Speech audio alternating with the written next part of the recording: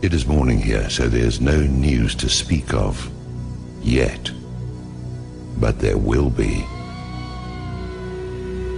It's clear as crystal that the root of all evil is exactly that, and those in whom it is blooming are the enemy of humanity. The bankers are the problem.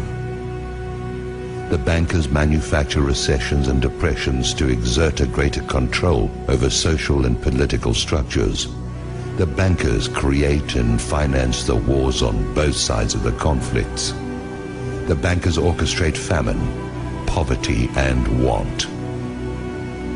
The bankers control the policies that control the media and the education system that is operated to maintain ignorance in the public so that they can be shorn like sheep.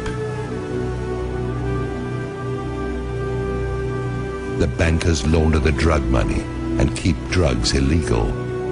The bankers are the problem. The international banker is the scum of the earth, and they have to be brought to account. What will accomplish this? There are several possibilities. One of them is a real run on Wall Street, where the public goes into their offices and dispenses frontier justice on their person. The other is some kind of cosmic intrusion of forces that I won't begin to speculate on. And the other is some kind of financial miracle in which they actually wind up broke. But I don't know how something like that would work. The most likely is a combination of the first two, where the second channels through the first. Once the cost of food, lodging, and fuel hits a certain point, the public will be universally galvanized by the force that builds up from the pressure of their asses against the wall. We can be there in a few days. Once the system begins to collapse, it will have its own speed of free fall, and things will move at a spectacular rate of change. It will be like the way weather can suddenly transform in the South Seas.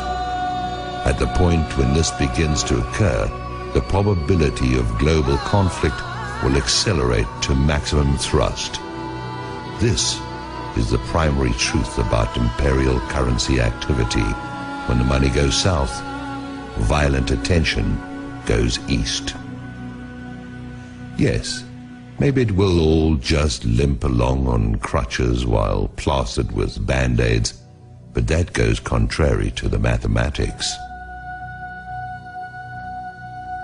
You can spread the numbers only so thinly, or you can only press them together so much, and you're going to get holes appearing in the net all over the place, or you're going to get implosion. Do I have any idea what I'm talking about? It is possible that I do not. There's an area where allegorical poetry gains a mystical influx of metaphysical certainty that is no different from the theoretical physics, where theory is just another word for things we don't want to accept as inevitable.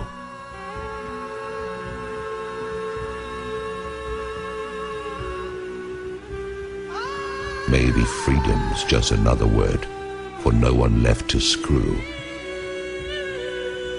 It stands to reason that sooner or later the public will have no further option but to declare open season on the bankers. They'll be hunted down as the be-all and end-all of everything dangerous and wrong. They are a plague and a pestilence as bad as any epidemic.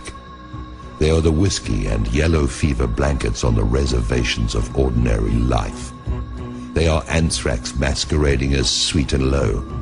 They are the long-standing source of the majority of humanity's problems and have little competition except for the ubiquitous presence of ignorance and impossible dreams.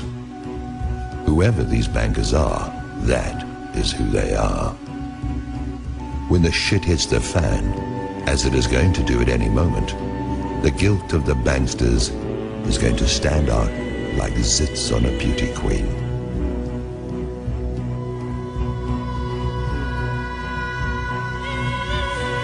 transformation in the mind of the public is going to be immediate.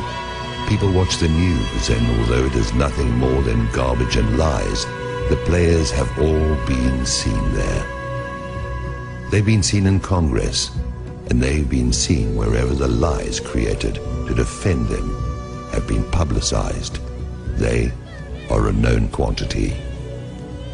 There is no argument of any kind that can be used to generate sympathy for the bankers, who are either behind or finance every outrage against the public that is in existence.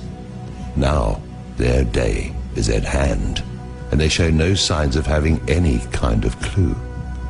They sit at their vanities and admire their image like Marie Antoinette.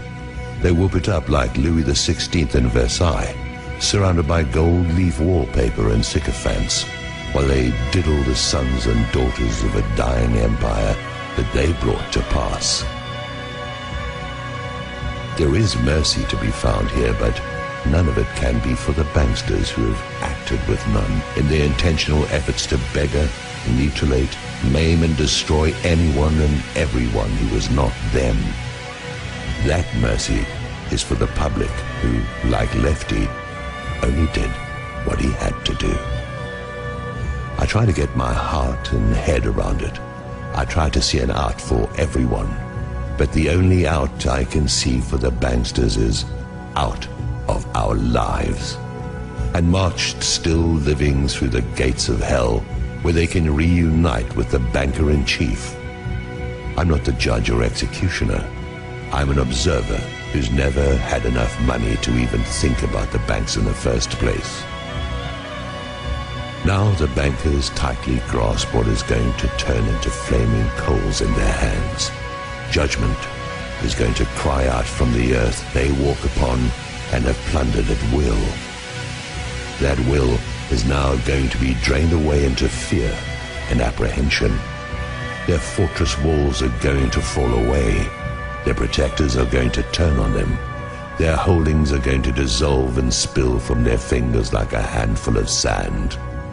I wouldn't want to be a bankster today, or on any other day. The existence of a system has kept them safe. This corrupt system has allowed for some kind of life for those preyed upon until now. Now it has turned upon those whose compliance has been forthcoming for so long. Soon that compliance will be gone, and there are not enough police and armies to quell what is going to rise out of the midst. Maybe I'm wrong about this, but like everything else, we'll see.